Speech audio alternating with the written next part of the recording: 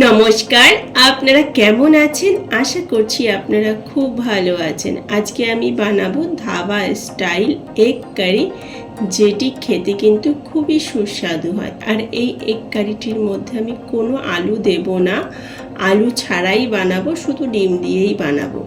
তো এখানে 5টা ডিমকে আমি খুব ভালোভাবে ধুয়ে নিয়েছি। তো 5টা ডিম দিয়েই আজকে আমি বানাবো। আপনারা চাইলে ডিম কম বেশি করে নিতে পারেন আপনাদের লোক অনুযায়ী। তো ডিমগুলোকে ধুয়ে নেওয়ার পর একটি বাটিতে দিয়ে দিয়েছি। এই বাটিটির মধ্যেই সেদ্ধ করব। তো সেদ্ধ করার জন্য আমি জলও ঢেলে দিয়েছি। গ্যাসের ওপর ডিমটাকে রেখে গ্যাসটাকে আমি জ্বালিয়ে দিলাম। তো ডিমটা ওদিকে সেদ্ধ হচ্ছে। আর এখানে আমি 2টো পেঁয়াজ নিয়েছি, পেঁয়াজটাকে আমি ছুলে নেব। আর আপনারা যখনই ডিম সেদ্ধ করবেন তখনই ডিম যতটা থাকবে তার থেকে একটু বেশি জল দেবেন, মানে এমন জল দেবেন যাতে ডিমটা খুব ভালোভাবে ডুবে যায়। এতে করে ডিমটা খুব ভালোভাবে সেদ্ধও হয়ে যাবে আর ডিমটা ফাটেও না। অনেকে বলে যে ডিম সেদ্ধ করার সময় ম্যাক্সিমাম টাইমেই ডিম ফেটে বেরিয়ে যায়, কিন্তু একটু বেশি পরিমাণে জল দিয়ে ডিমটা সেদ্ধ করবেন, দেখবেন ডিমটা ফাটবে না।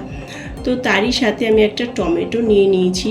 তো পেঁয়াজ আর টমেটোটাকে ধুয়ে নেওয়ার পর তো পেঁয়াজটাকে এখানে দেখুন একদম ছোট্ট ছোট্ট করে কাটবো। পেঁয়াজটাকে কিন্তু লম্বা লম্বা করে কাটবেন না, কুচি কুচি দেখুন এরকম ছোট্ট ছোট্ট করে কেটে নেবেন, ঠিক যেইভাবে আমি কেটে নিয়েছি। না ধাবা স্টাইল এগে কিন্তু এইভাবেই পেঁয়াজটা দেওয়া হয়। এখানে একটা টমেটো নিয়েছি, আপনারা যদি চান 2টো টমেটো নিতে পারেন। আর এই এগ কারিতে কিন্তু টমেটোর পেস্ট দেওয়া হয় না, টমেটোটাকে এরকম ছোট্ট ছোট্ট কেটেই দেওয়া হয়। আর এদিকে দেখুন ডিমগুলো কীরকম ফেটে ফেটে গেছে ওপর দিয়ে। তো এরকম যখন ফেটে ফেটে যাবে না তখন ভাববেন ডিমটা ভালোভাবে সেদ্ধ হয়ে গেছে। তো ডিমটাকে আমি বাইরে বার করে নেওয়ার পর সঙ্গে সঙ্গেই কিন্তু নর্মাল জলের মধ্যে ডিমটাকে দিয়ে দিচ্ছি। এতে করে ডিমটার যে কুকিং প্রসেসটা আছে সেটা কিন্তু থেমে যাবে আর ডিমটা কিন্তু একদম সফট থাকবে। অনেকেই বলে ডিম সেদ্ধ করার পর ডিম রাবারের মতন হয়ে যায়, শক্ত হয়ে যায়, কিন্তু এইভাবে ডিম সেদ্ধ করার পরেই ডিমটাকে আর কি নামিয়েই সঙ্গে সঙ্গে ঠান্ডা জলে মানে নর্মাল রুম টেম্পারেচার জলে দিয়ে দেবেন।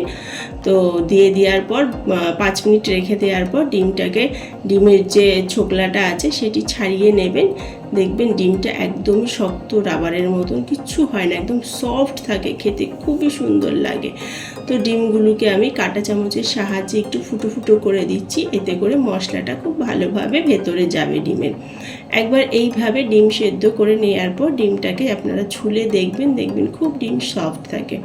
তো আর গ্যাস জ্বালিয়ে নেওয়ার পর কড়াইটাকে গরম করে নেওয়ার পর আমি সর্ষের তেল ঢেলে দেওয়ার পর ডিমগুলোকে দিয়ে দিয়েছি। এর ওপর থেকে অল্প একটু হলুদ গুঁড়ো, অল্প একটু নুন দিয়ে ডিমটাকে এখানে আমি অল্প একটু ভাজা করে নেব।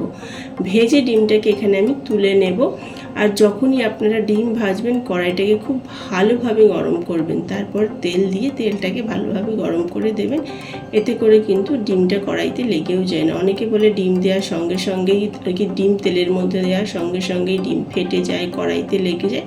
তারপরে ওই তেলের মধ্যে আরেকটু তেল ঢেলে দিয়ে 2টো তেজপাতা আর কাটা পেঁয়াজটা দিয়ে আমি হালকা ভেজে নেওয়ার পর অল্প একটু আদা বাটা, অল্প একটু রসুন বাটা দিয়ে দিয়েছি, অল্প একটু জল দিয়েছি। এতে করে আদা রসুন বাটাটা ভালো করে ভাজা হবে। তো আদা রসুন বাটাটা পেঁয়াজের সাথে আমি কিছুক্ষণ ভেজে নেওয়ার পর আমি দিয়ে দিলাম 1 চামচ ধনের গুঁড়ো, 1 চামচ লঙ্কার গুঁড়ো, অল্প একটু হলুদের গুঁড়ো, অল্প একটু জিরের গুঁড়ো আর কেটে রাখা টমেটোটা ঠিক এই টাইমেই দিয়ে দিতে হবে। তো এখানে খুব ভালোভাবে মশলাটাকে আমরা কষিয়ে নেব কিছুক্ষণের জন্য, 5 থেকে 6 মিনিটের জন্য। আপনারা যদি মনে করেন একটু জল লাগবে এই টাইমে, তাহলে আপনারা একটু জলও দিয়ে দিতে পারেন।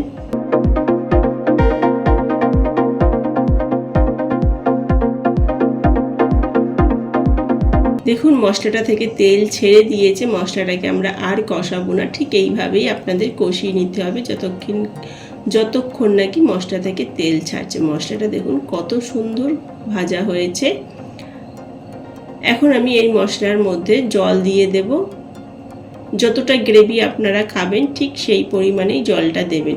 তো আমি অল্প একটু জল দিয়েছি, কেন আমি একদম অল্পই গ্রেভি রাখবো। তো অল্প একটু স্বাদ মতো নুন দিয়ে দিলাম। এটা কিছুক্ষণের জন্য আমরা ফুটিয়ে নেব, 2 থেকে 3 মিনিটের জন্য। তারপর দিয়ে দিলাম গ্রেভির মধ্যে গরম মশলা গুঁড়ো, অল্প একটু কসুরি মেথি। কসুরি মেথি দিলে খুবই সুন্দর টেস্ট আসে। তারপর ভেজে রাখা ডিমগুলো দিয়ে নাড়াচাড়া করে নেব কিছুক্ষণের জন্য।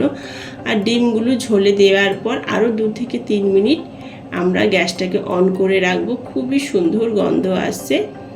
তো দেখুন কত সহজে আর কত তাড়াতাড়ি ধাবা স্টাইল এগ কারি তৈরি হয়ে গেল।